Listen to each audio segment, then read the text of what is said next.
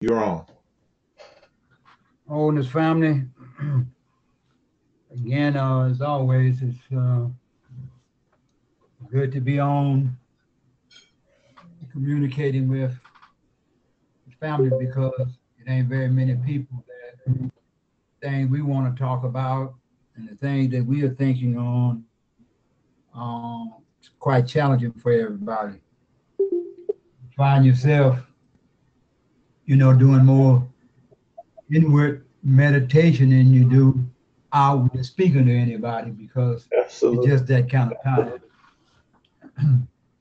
Now, I want to say this in respect to the family. The subject is quite comprehensive, and it's going to be quite challenging. But I want to give the introduction that I think will help tremendously once we finish the introduction. And then it will help us to understand our past, our present, and will greatly inspire us toward our future. Help us to understand our past, our present, and what inspires greatly toward the future that we are looking toward. Very comprehensive. I mean, and I'm gonna give you the title to let you know, and then we're gonna get the introduction. And listen carefully to the title. Life eternal is consciousness at rest.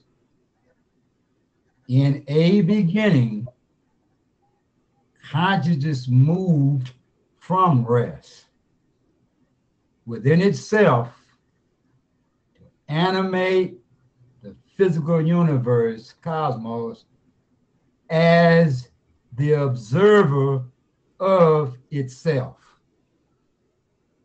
I'll say it again. Life eternal is consciousness at rest. In a beginning, consciousness moved from rest within itself, animate the physical universe, cosmos, as the observer of itself. Now, I'm going to let that marinate within our consciousness, and then we will look at this introduction. Eitai has done a masterful job in preparing us for what I'm going to share because it's all inclusive, it's all connected. Yes. But the struggle is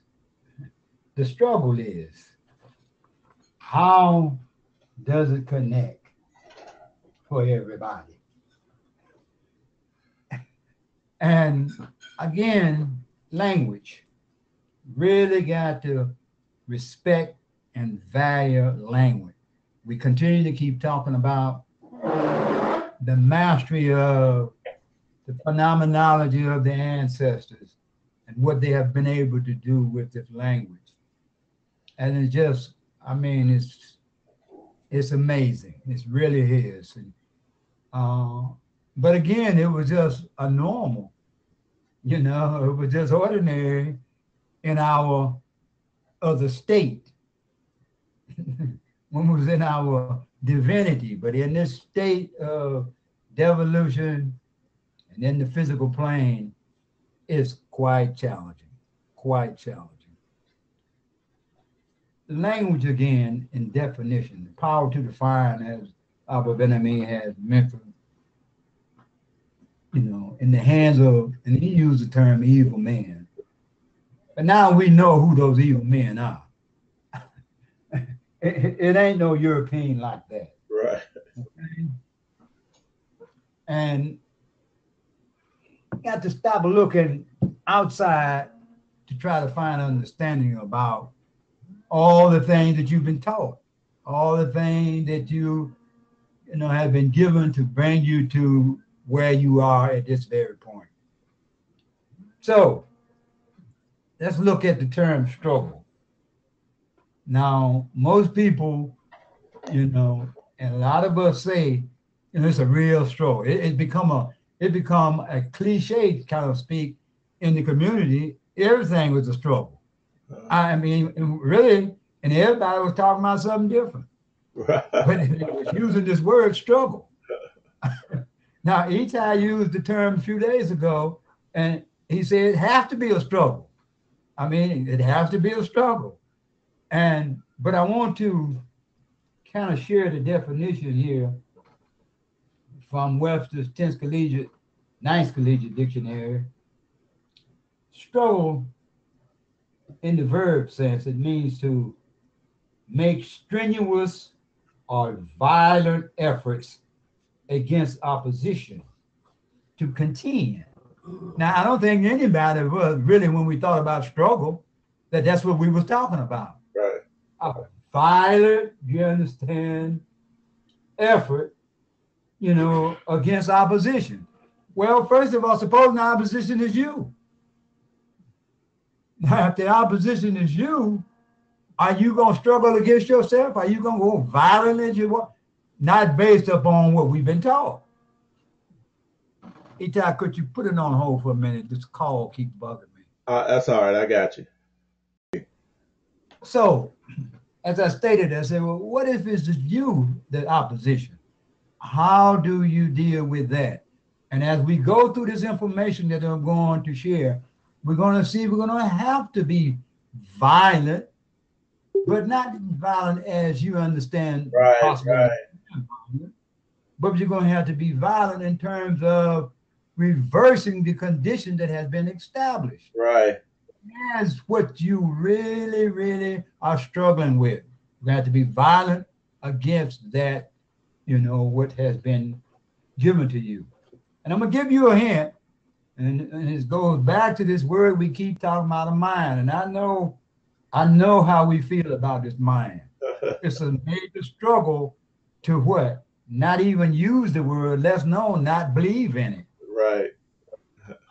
So as we continue on, we're going to go to the noun form of it, the word struggle. And by the way, this is 1692 and the 14th century, and here we go again, 14th century for the verb form, and 1692 the noun form. The noun form means to contend, strife, to violent effort or exertion, an act of strongly motivating striving.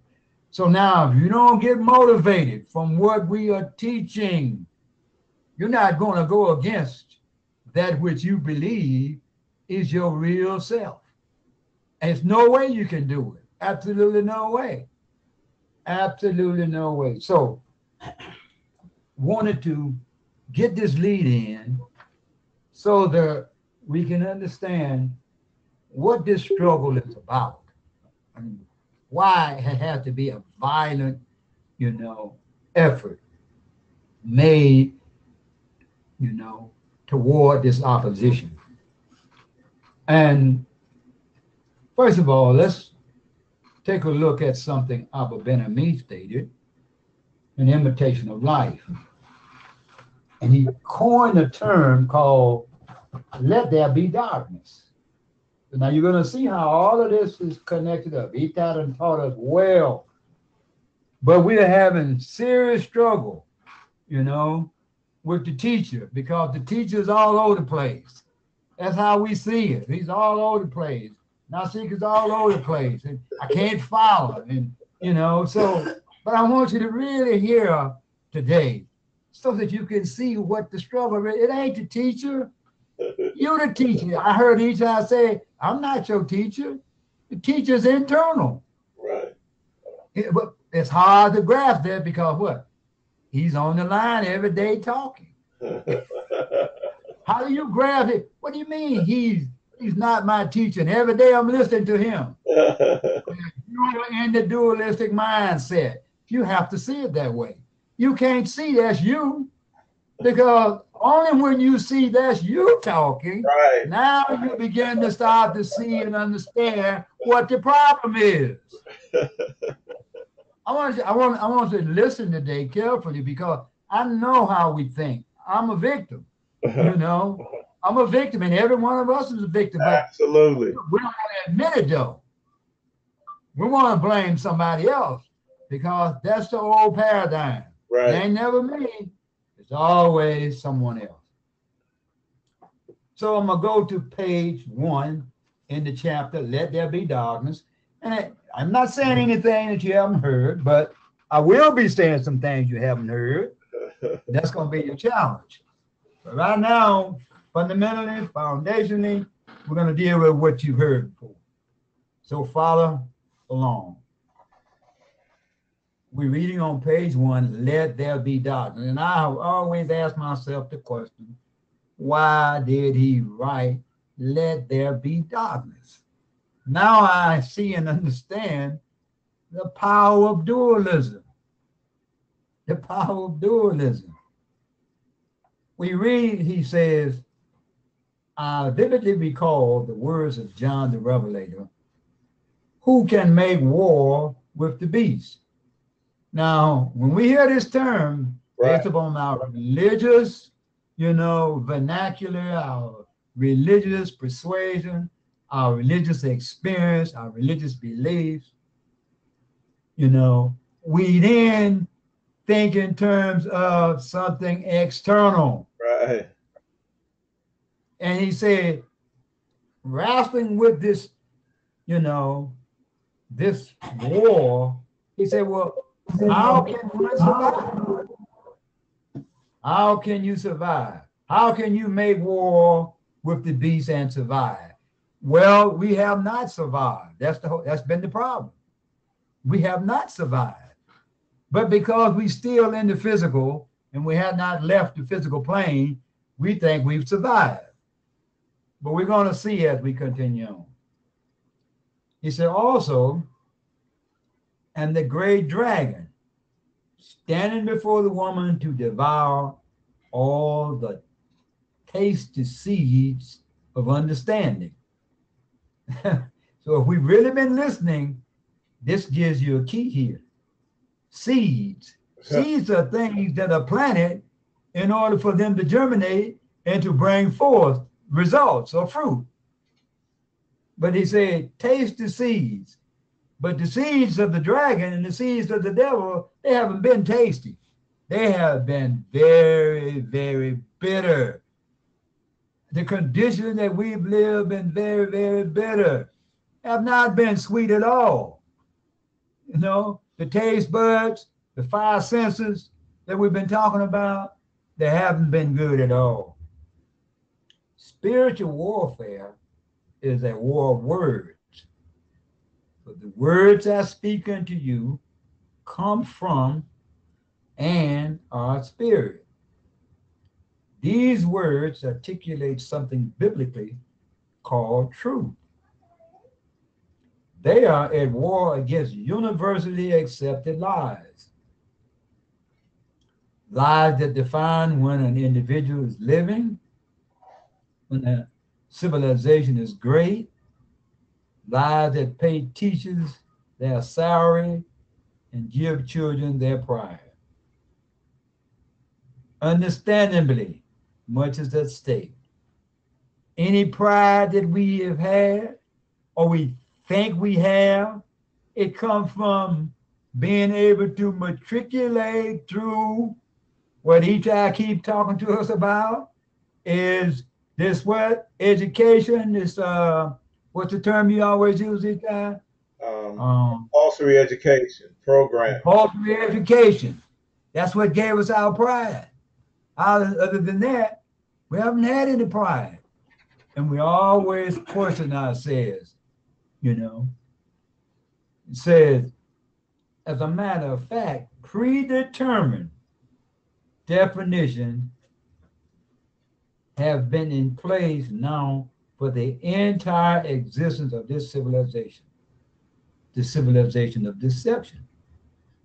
affect the lives of all people on this planet. Now, I want you to make note of that mentally as well as you take a note physically, write it down. Predetermined definitions. Predetermined definition is what caused us to continue to struggle so hard. Yes. Definition, but we don't really understand the magnitude of definition. Hopefully, we're going to do that today. And say it's been in place the entire, civilization, the civilization of deception. It says predetermined definitions and perceptions have been planted deep in the people's subconscious.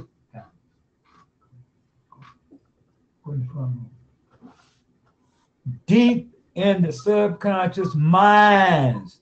Make another note, subconscious mind. So we got definition and mind. Keep these two terms in mind. And thereby influence and oftentimes totally control their action and mindset. Or another's mind. Make note again. They need not speak one word publicly in overt opposition.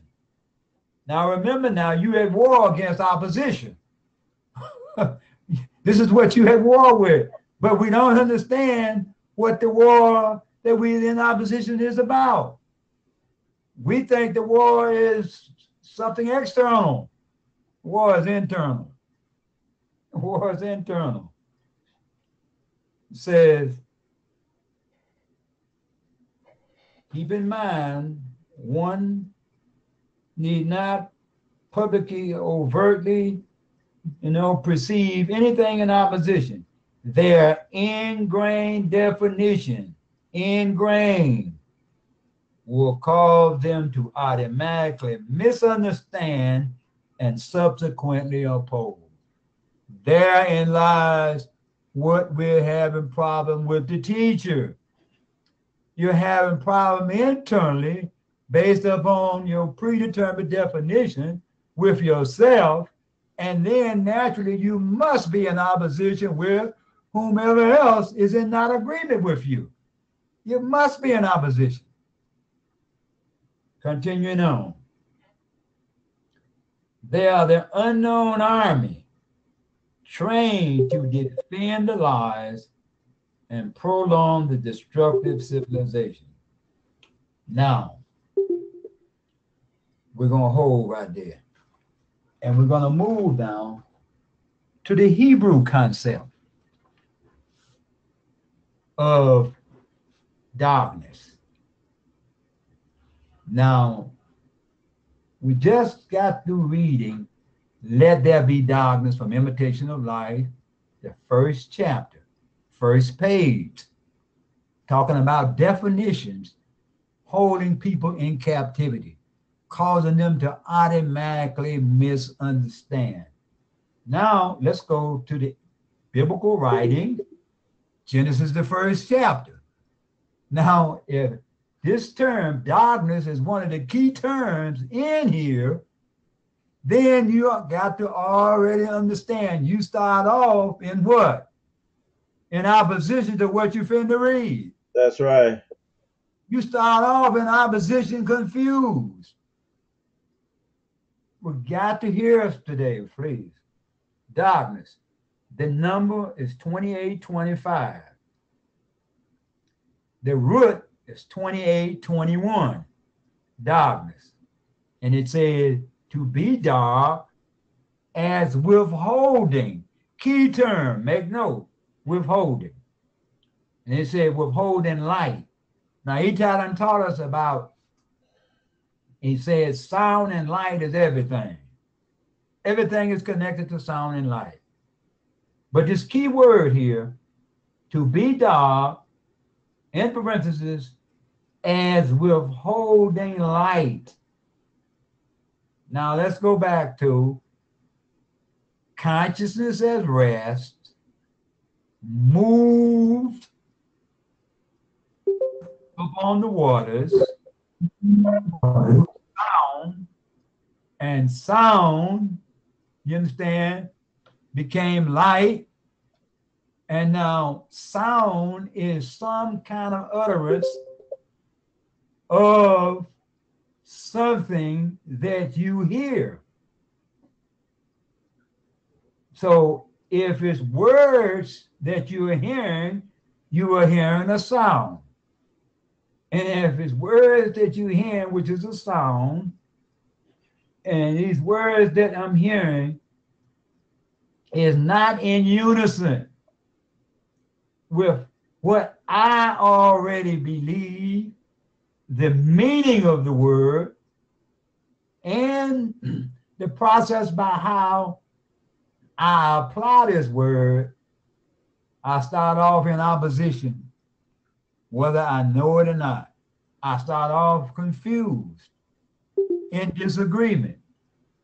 Then it goes on to say here, darkness. In the transitive form, it means darken, to be black. Okay, so now we go to the verb form. So now, who's causing it to be what? Darkened? Who's intensifying the confusion? It's always the teacher, remember? But Eitai keep telling us the teacher is inside of you. You got to hear what we're talking about, family. Then it says to be black. Then it says be or to make dark or darken. Well, who's doing this here? Who's doing? If darkness has to do with withholding, who is doing the withholding? Who's doing the withholding? So if you're withholding something, that means something that you are trying to grasp or something that you want to get your hands on, comprehend, understand, something is withholding from you. And I want to tell you again, definition, word, mind, keep them two words down. Right.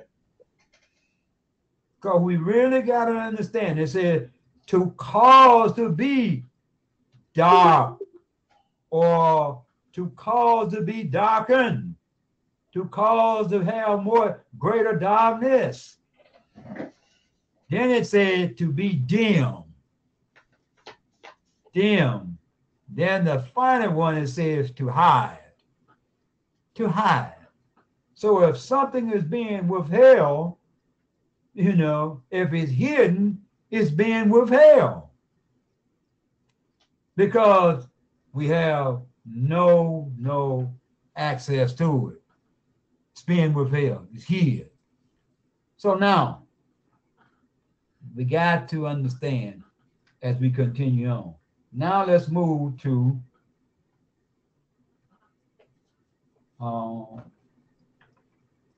the next word.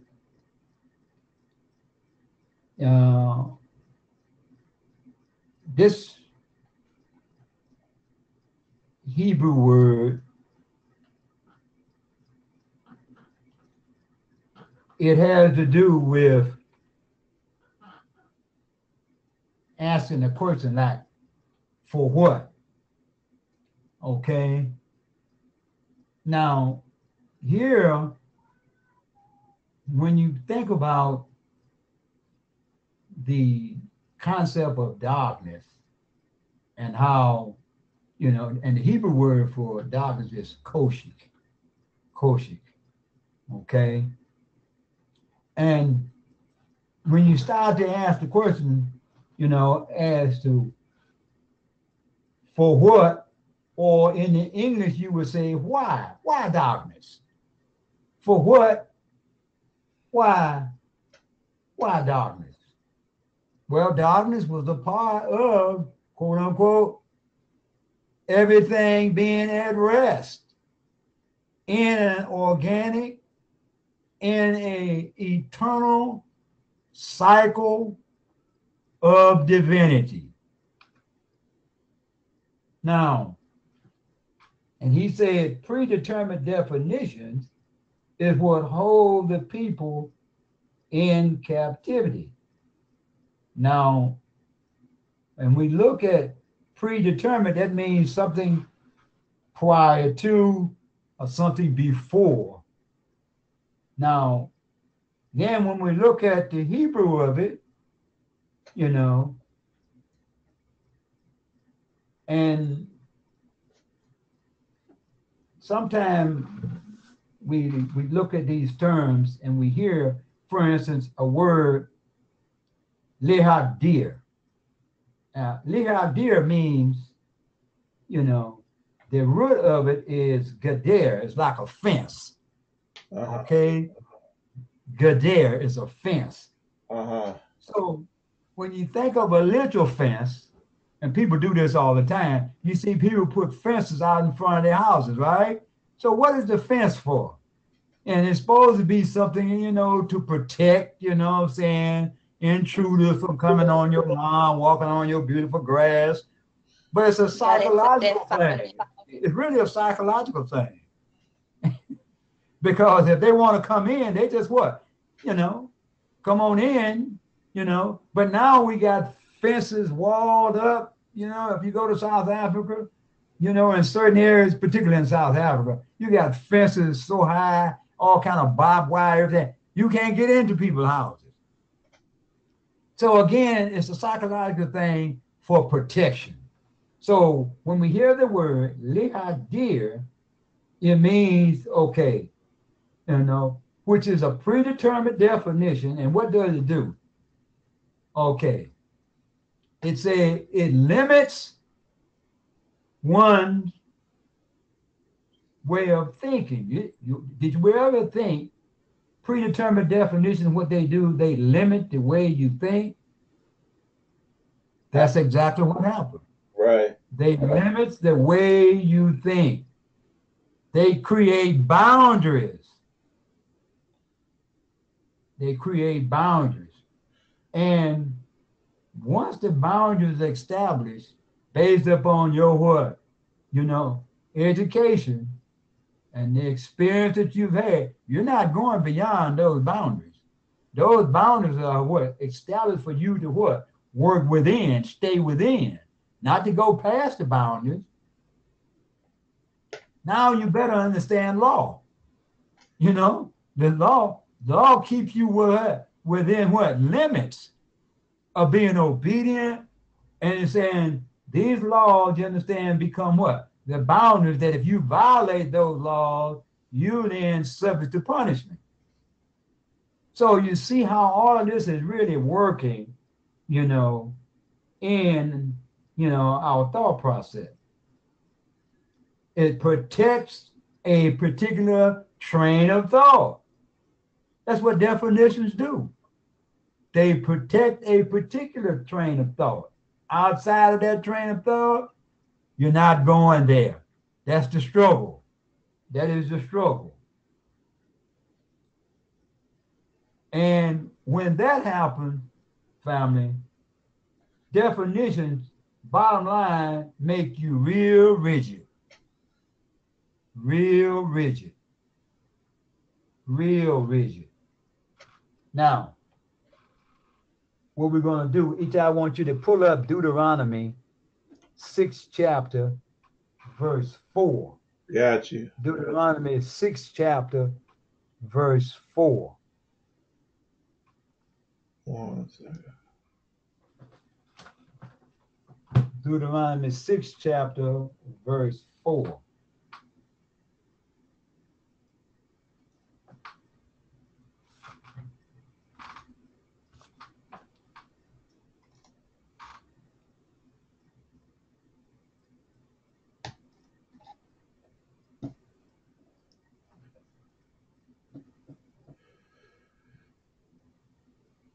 All right. Could you read it for us, please? Hear, O Israel, the Lord our God is one Lord.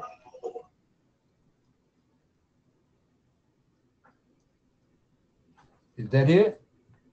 Let me see. That's all it's giving me. Let me get the whole 6th chapter. I'll Yeah, get let me the entire 6th chapter. Let, Yeah, let me let me that's the fourth verse. There's just that. hold on 1 second. 1 second. What did I say? Verse chapter 6, verse 4. Let me make sure as I got the right one. Should be 4 through 9. No, I'm sorry. Uh, 1 second. 1 second. Hold on.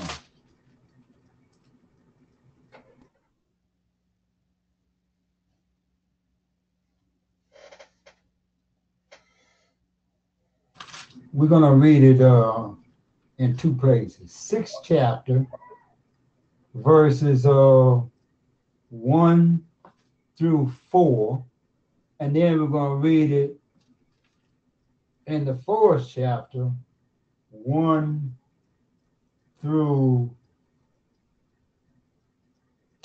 and 2. Okay. Okay. Please, Albert, what? I'm sorry. I just got on. It just Deuteronomy chapter, verses 1 through 4, and then we're gonna read it in the fourth chapter, verses 1 and 2. Okay. I didn't hear the. It's Deuteronomy. I got. Deuteronomy Okay. 6, chapter 1 through 4, and the fourth chapter, verses 1 and 2. Okay, Toda. Now, again, here we go now. And this is a particular term here, a gader. Gader is a fence. You know, we're trying to make us understand the understanding that has occurred, which makes us continue to what? Blame someone outside of ourselves for the problem that we're having, as opposed to looking inwardly to see, what's causing this problem. Because there ain't no causes in the, external world. Okay? The causes have to be within. Effects are in the external world. But there ain't no causes in the external world. So, but we keep blaming or causing the problem to be external. You see what didn't happen to us? That's the inversion. Things have been reversed. Okay, so Eitai, could you read 6, 1 through 4 for me? Reading from Deuteronomy chapter 6, verses 1 through 4. Now these are the commandments, the statutes, and the judgments, which the Lord your God commanded to teach you, that ye might do them in the land whither ye go to possess it, that thou mayest fear the Lord thy God, to keep all his statutes and his commandments, which I command thee, thou and thy son and thy son's son, all the days of thy life, and that thy days may be prolonged. Hear therefore. Now hold right there, Eitai, hold right there. Okay. It's talking about keeping some commandments that you may prolong your days. Now, take a note. Make a note of the word keep. The word keep. Make a note of this word. In the lexicon is 8104. 8104. Now, make note of that, but it says, because keeping these statutes, which you like to suppose like detailed explanations of what you commanded, and it's supposed to what? Prolong your days, okay? This is how it's written. Continue on, Eitai. Hear therefore, Israel, and observe to do it, that it may be well with thee, and that ye may increase mightily, as the Lord God of thy fathers hath promised thee, in the land that floweth with milk and honey. Hear, O Israel, the Lord our God is one Lord. Okay, so we see here, we're talking about wholeness, talking about oneness. But that ain't how we seen that, because that wasn't how we. Now let's go back to the fourth chapter and read verse 1 and 2. Gotcha. Hold on, Nasik. We getting feedback. I gotta mute this.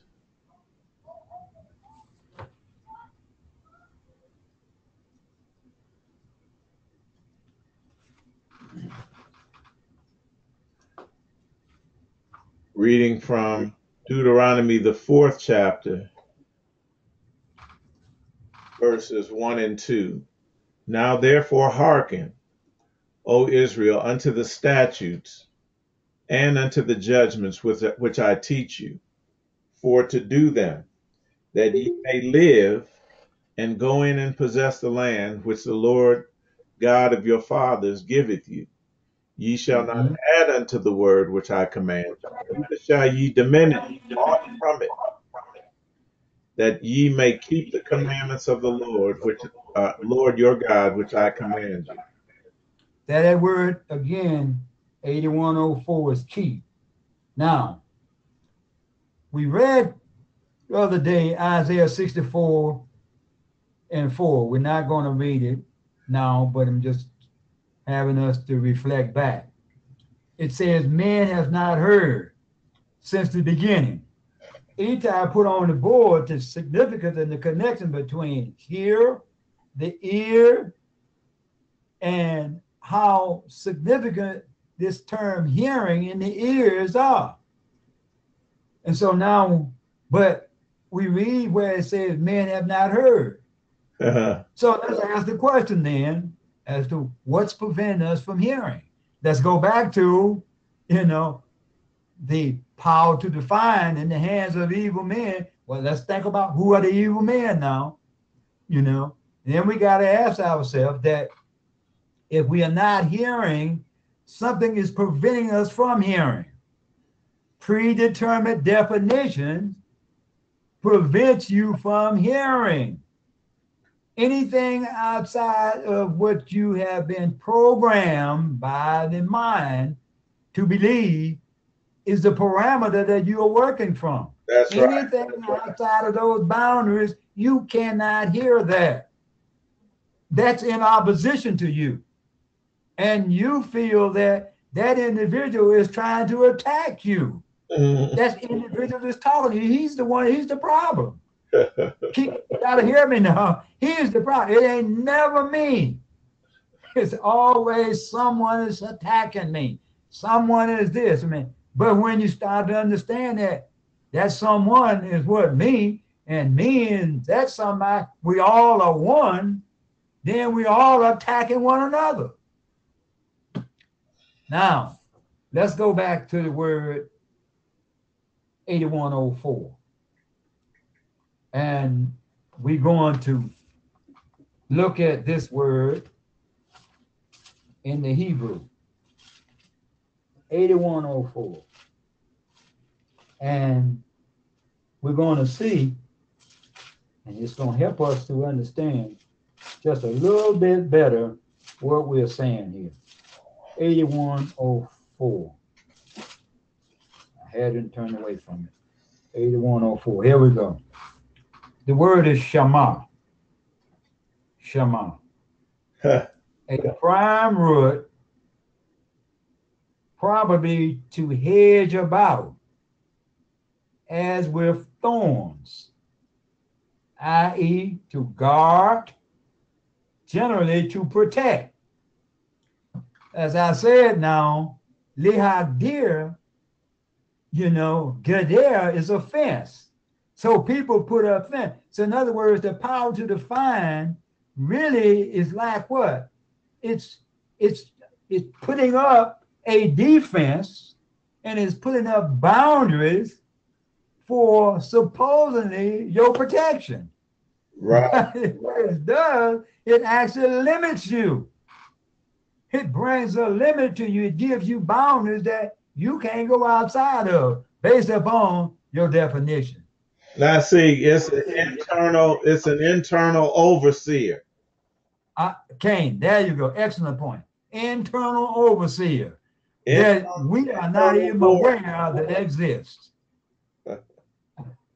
Continuing on with this definition, it goes on to say,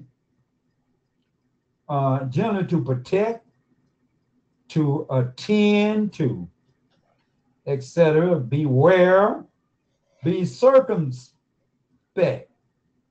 to take heed, to self, keep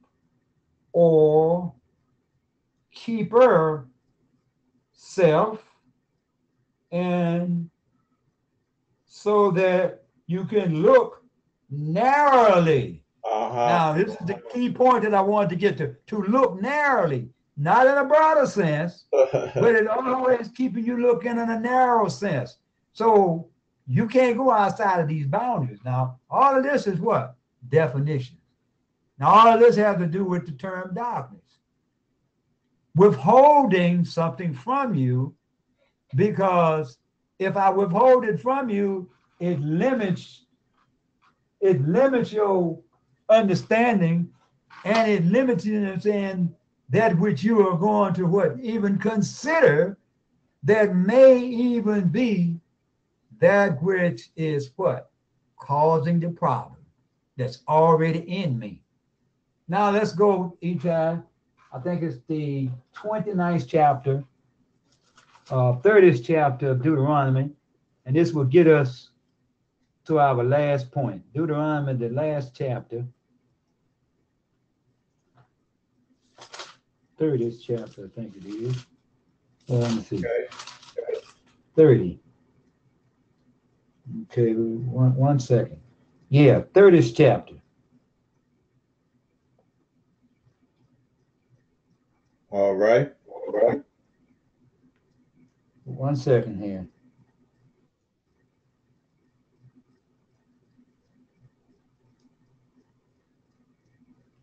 Put it on hold, Eitai. Gotcha.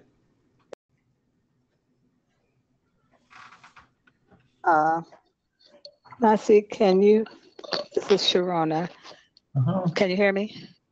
Yeah. Can you read, I didn't get an opportunity to write the title, and it was very long. Yeah. Can you give the title again? Wait a minute. Oh boy. No, we good. Okay, I found my pencil. Can you say the title again of this introduction? Absolutely.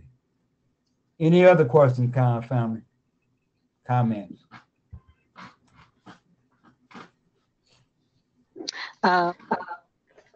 Also, Nasi, the world of effects,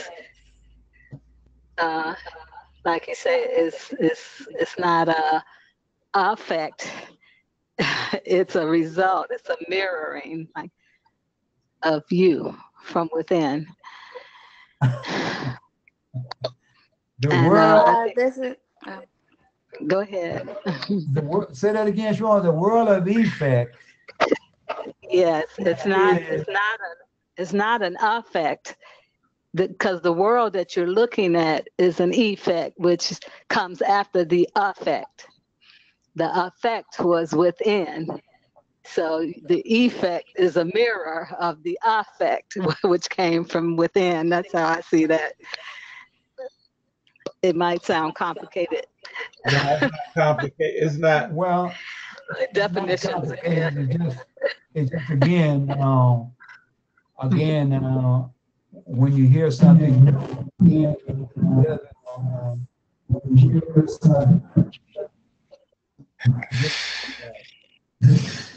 We can't hear you, Nasik. Yeah, I know. go ahead, Nasik.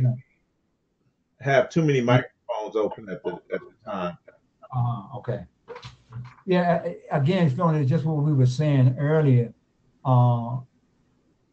Everything has to have a connection in order for it to click right away, and when it doesn't connect, right away, is because there's no reference to tie it together. It's not complicated what you said. What you said, when thought about, it makes sense. Everything that we're looking at outwardly is a result of that which is inwardly. We know that. But that ain't that. But that which is in is where the cause is. The cause is inwardly, but the effect is always what? Seen in the external world. So we never look in the internal for the cause to solve the problem. We look at the external effect, world of the effect, to try to what? Find the cause. And as a result, we have not found the answer. You follow me? Absolutely. And like old adage, the adage of going, the man went all the way over the mountain to find what was already in his yard. You know, that's what we've been doing. Right. Yeah. Nasik, Go ahead. what Sharona was saying was what I was, I've been kind of quiet because, as usual, this goes into uh, what I want to focus on next. But when we look at the original cause, just to add clarity, when we look at the original cause that produced Nasi effects that are dualistic, diverse in their nature, all right? And what Sharona was saying that we continue to be affected by the Absolutely right. And this goes, this really goes to the chapter or to the verse in chapter 30 in Deuteronomy where it says Right. that the truth, the word, or It's not or is internal. It says that it's in your mouth right. and in your heart. Right. Right?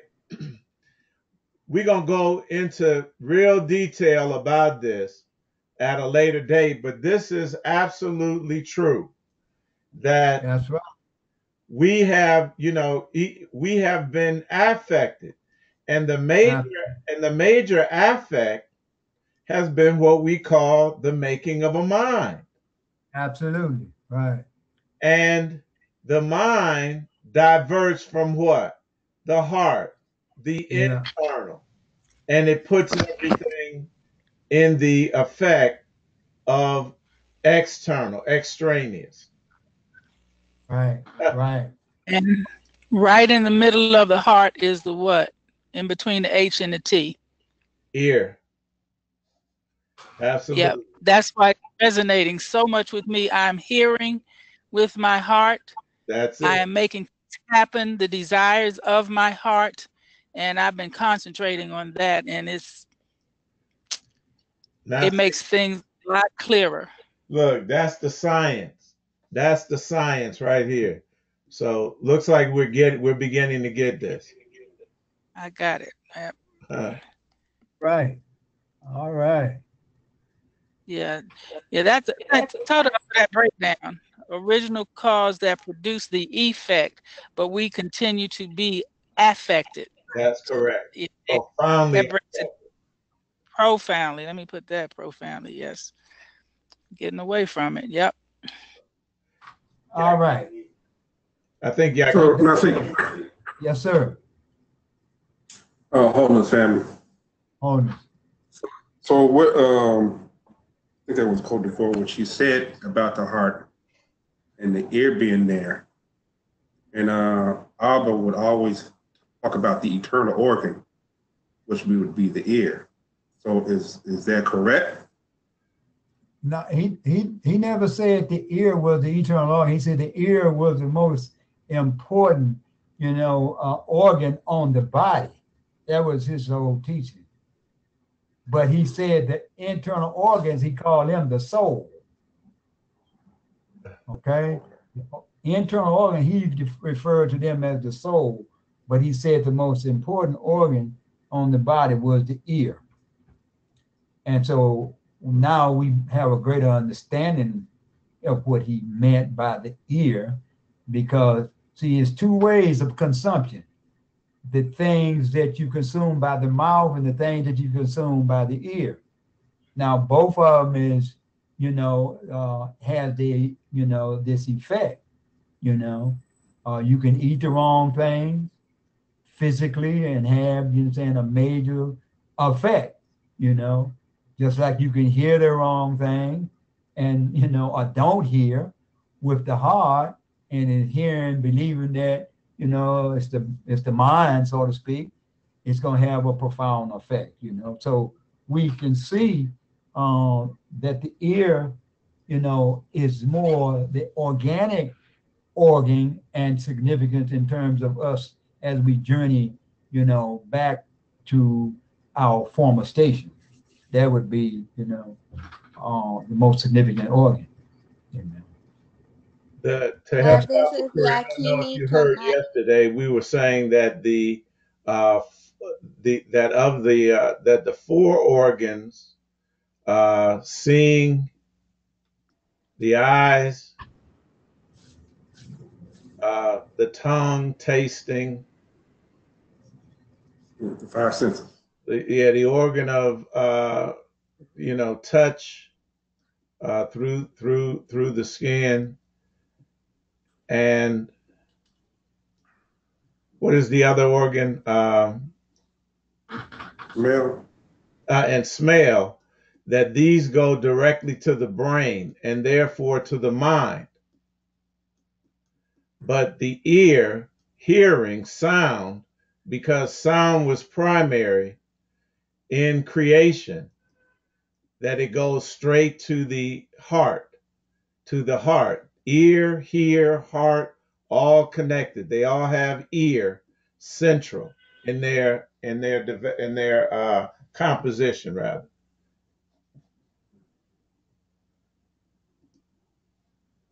Clear, Bakoria? Yeah. Well, I remember, Nasik, you had said something about, and I keep trying to talk about beyond the five senses, which went straight to the heart, because you have people that actually physically can't hear. They mentally impaired deaf, but there's still the other sense that's working there. And I'm just trying to put it all together. Well, see, can you know, put it together and then, you know, get back with us with the question, okay? All right. I would think the ether would still be active, even though the eardrum may be not working, but there's something in the ether that's still affecting the heart of that person that's hearing impaired. I'm just putting that out there. Right. Everything is connected. Everything is connected. Yeah. I think I know what Bakoria talking about. We read a portion out of biocentrism. I think I'm gonna check it out, Bakoria, and I will get back to you on that. I don't want to deviate now from where we are, okay? Because we pretty much, you know, covered a lot of time. Yeah, it was one of your classes. I remember that. I know what you think. I know exactly what you're talking about. I'll get back to you. That came from biocentrism. I know what you're talking about now. Okay. All right, family. Now here we go. Sharona, get your pen out. I said I had mentioned the word rigidity and how, you know, these predetermined definitions hold the people in captivity, you know, but you're captive within yourself based upon the definition. You know, you're free to go where you want to go, you know, in the physical world, but you're captive in terms of being able to think outside of the parameters and boundaries that have been defined for you through definition. So, with that said, it says, as with any living organism, the birth of a civilization is initially characterized by a developmental period during which novel cultural ideas are introduced to the mainstream public. Okay? As a society matures, effective life enhancing beliefs become canonized and perceived as cultural law. And these concretized beliefs lead to rigidity in a society's behavioral patterns. Now, here's the key. Over time, a society's fixed beliefs inevitably precipitates irresolvable environmental challenges. At this stage of its life cycle, the culture mainstream's inherent rigidity expresses itself as an active resistance to change. Now, this is why I asked the question, Yakini, this rigidity, of a cultural mainstream inherent beliefs of rigidity, causes rigidity and expresses itself as an active resistance to change, even when confronted with life-threatening crisis. Inflexibility in a time of upheaval precipitates a rapid decline in the aging society. Now, that ain't just society, but when we talk about the body, the physical body aging and declining, all has to do with its limitation based upon what the mind has done for us in terms of limiting us, into these boundaries that we've been stuck in. This is very, very critical, very critical. So with that, I'm going to move right in and we're going to go just maybe another 5-10 minutes and then we will close and pick up tomorrow. The title of the class again. All that was introduction. Life eternal is consciousness at rest. Colon, in a beginning, consciousness moved from rest, colon, within itself, to animate the physical universe, cosmos, as the observer of itself. Now, this is a quote I'm finna read to you from Biocentrism by Robert Lanzer. It's on page 178. Biocentrism. Nasik, Robert Nasik, before you go there, what was you read from a reference? You ended off the I'm sorry. Spontaneous evolution. okay. Spontaneous evolution in the chapter called, I'm glad you called my attention to it, Changing the Guard, G-A-U-R-D, and Regrowing the Garden, chapter 3. Changing the Guard and Regrowing the Garden. And I said chapter 3 is part 3, not chapter 3, part 3. Okay. You said Okay. Spontaneous evolution. Spontaneous Evolution by Bruce Lipton. Okay. Oh, what page? What page was that? That page in part 3. One moment. One moment. Page 206. Page 206. Thank you. 206. This quote from Biocentrism by Robert Lanzer, page 178, as our introductory statement. It says, quote, quantum theory maintains that we can say only one thing for sure. The universe looks like it's been there for many billions of years. According to quantum mechanics, there are major irrevocable limits on the certainty of our knowledge. But if there was no observer, the cosmos would not merely look like nothing, which is stating the obvious, no more than that. It would not exist in any way. Now, I know that's a mouth to accept. Physicist Andrea Lennon of Stanford University says, quote, the universe and the observer exist as a pair. I cannot imagine a consistent theory of the universe that ignores consciousness. I do not know any sense in which I could claim that the universe is here in the absence of observer. And I know that's a lot for us to swallow.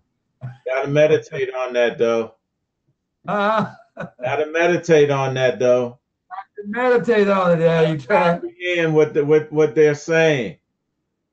Nasik, can you just repeat that last? I'll read it again. Thank you. Yes. Quantum theory. I'm going to pause it here. I'm going to try to get the PDF to biocentrism, and I'll put it up because this is very important. Hold on, I'm going to pause. It's going to be in your notes, so you don't have it, don't worry about it. Quote, quantum theory maintains that we can say only one thing for sure. The universe looks like it's been there for many billions of years. According to quantum mechanics, there are major irrevocable limits on the certainty of our knowledge. But if there was no observer, the cosmos would not merely look like nothing, which is stating the obvious. No more than that. It would not exist in any way. Physicist Andrea Lindy of Stanford University says, quote, the universe and the observer exists as a pair. I cannot imagine a consistent theory of the universe that ignores consciousness. I do not know any sense in which I could claim that the universe is here in the absence of observer. Biocentrism, Robert Lanza, page 178. Now I want to go back to the title. Listen to the title again. Life is consciousness at rest. In a beginning, consciousness moved from rest within itself to animate the physical universe, cosmos, as the observer of itself. So I'm going to, read my statement after that, and then we're going to close out, family. And this is what I stated. I said, we must understand that the modern world is the matrix of the false simulated mind / womb of reality. This matrix / mind or womb has become the place for creating this illusion, deception that has made all of humanity victims of the false sense of the mind. Thus, once anyone accepts the idea that they have a mind, that individual or people automatically become the victim of their own mind as self-deceiver or the devil, Satan. Once this occurs, you become limited in your ability to conceptualize anything other than through the process of the mind. The limitedization process becomes that which humanity comes to know as the 5 sense organs.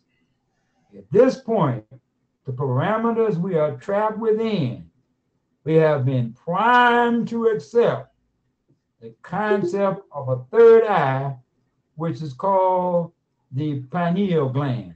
And I'm gonna hold right there because we've said a lot today.